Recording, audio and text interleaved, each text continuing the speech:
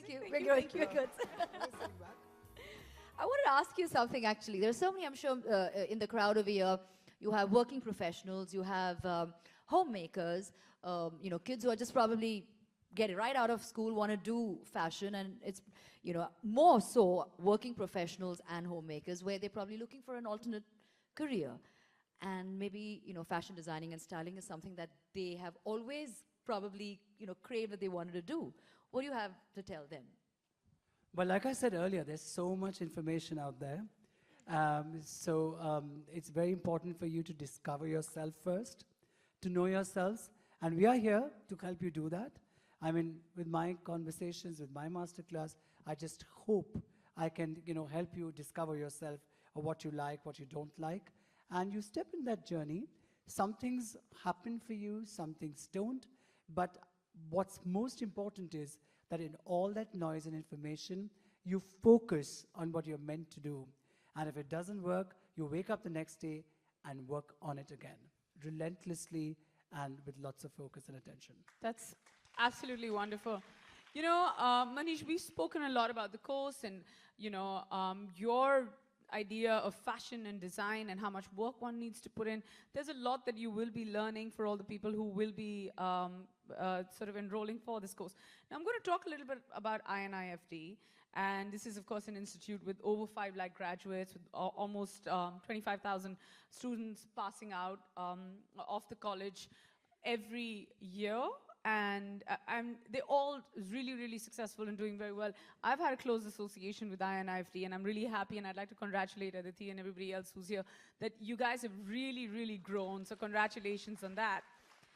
And then, of course, you have the London School of Trends, which has been around for almost 2 decades, and it's been spreading the knowledge of fashion very, very successfully as well. Now, when the two of them came together to you, who came up with this course? Was it you? Was it them? How did it happen?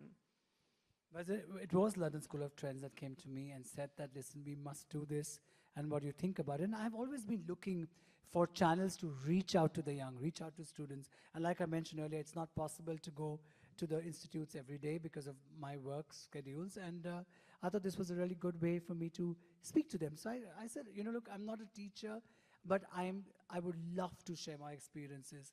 I would love to talk about what all I have done and teach them in my own way. And which is speaking about experiences, discussing, chatting about what all happened, what all can happen, and speak my knowledge out. And that's what I've done, honestly and straightforwardly, from my heart, spoken the knowledge that I have.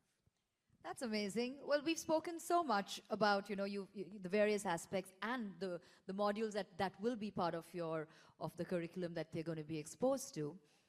It's pretty, let me just tell you, it doesn't just end at being at a drawing board and, sketching. There's a lot more to that. I mean, there's a whole business aspect behind it. Yes. So would you like to just, share some light on it? I think there's so much that has started today, Malaika, like I said, merchandising, to the business of fashion, to, it's like almost like a startup company when you start a label, and there are voices and mediums like social media to express your work or your narrative.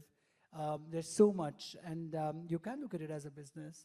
And sometimes I feel we are torn between the creative aspect and the business aspect, and what is expected out of, the people expect out of you as a brand or as a designer. And you have my stores calling me and saying, no, this is what you should do, because this is what people were asking for. So it's that balance, but then you learn to balance, and it's difficult, but you just learn. I think it's a journey. You learn, and you kind of have your up and downs, but I think most importantly is that focus. Men's wear, women's wear. Sorry.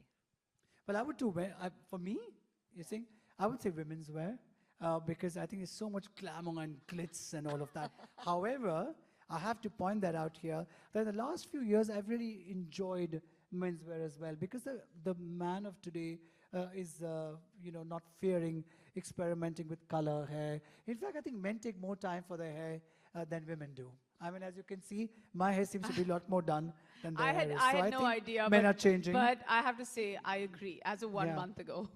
Yeah. Men take forever to Yes. get. It's a myth that women take longer, right? Men take ever to get ready. But These also, wonderful women who are actually cheering yeah. over here. But Yeah, what yeah, men- you know yeah. what No, men- I've been married for a month. I promise you, he takes longer to do his hair than I do. But you know what men have? I don't even know what it is. He looks the same though. He has lesser hair than you. Yeah, I know. I don't know how to tell him this. Can after somebody all send that- this clip to him? Just But- the same. But He does his hair I every must day. defend men here as well. They do not have that luxury of makeup, off-shoulder, glamorous, sexy clothes. I mean, you can't have a man walking without his shirt. So what he looks like I is mean, what he we looks do like. Why not? He doesn't have why makeup. not? Manish, Why we do not? off-shoulder. They do topless. Of course. They're totally allowed. But listen, Absolutely fine yeah. balance. Well, you know, Manish, one last question before... We throw the floor open. Yes, Yeah. absolutely, is that, and I'm going to ask this question on Malaika's behalf as well, is there a minimum sort of age that is required or a qualification that's required for this course, or is there an outer limit for this course? Is there anything like that, or it's for anyone or everyone? Look who you're And speaking to. everyone. I'm 51. You think I can keep a boundary on age? No. But I think 51. Can you believe it? This man is 51. So that is- Unbelievable. No, but in the sense of, like, I think no. I think there's no age here. You're always a learner. You're always young as your mind and your heart. So There it's you just that. So there's no go. age. So And- don't feel shy. Don't be worried about age or any of that. Enroll, be part of it.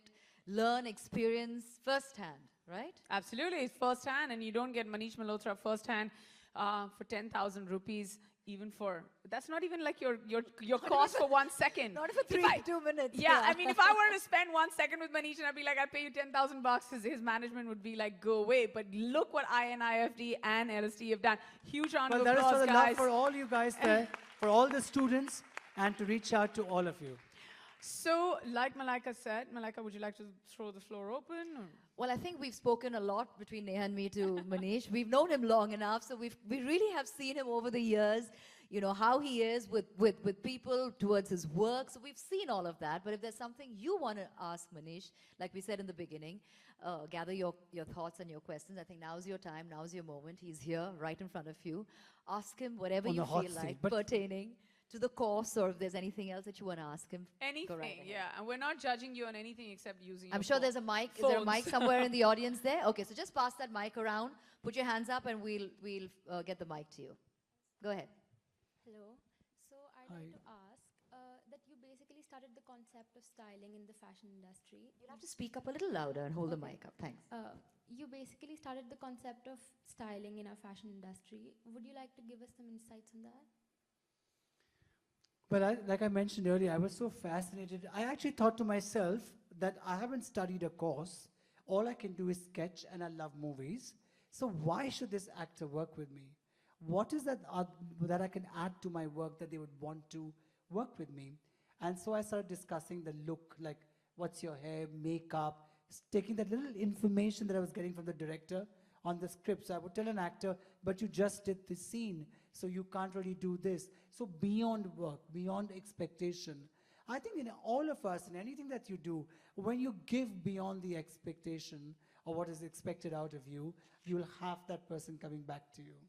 Because very few do that. And so it was extra hours of work with no money for that, but I yet went ahead and did, and unknowingly or knowingly, I introduced styling in the industry. Thank you. We have a lady right there in the corner who has a question. Can you pass a mic to her, please? Somebody give her the mic. The mic's gonna There, have to there, move. there, Yeah. there. Just stand up. Yeah. So we can see you. Yeah. Oh, I thought there was somebody there.